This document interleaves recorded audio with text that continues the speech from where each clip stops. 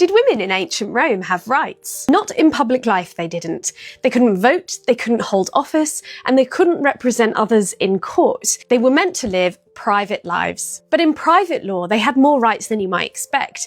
And in some ways, they had more rights than women in Europe just a few centuries ago. They could own property, make contracts, go to court, inherit property. And while they had to have a guardian or their father or husband to represent them in formal legal matters, they very much, mostly, acted independently. This was especially the case if they were wealthy or widowed.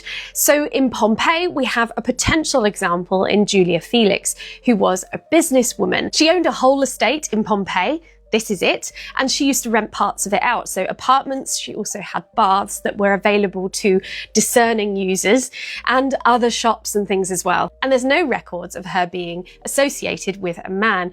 In many ways, she seems to have been acting independently in this case because there's an advertisement outside of her property that says that she is the one renting these properties out. But class very much defined your visibility as a woman in the Roman period.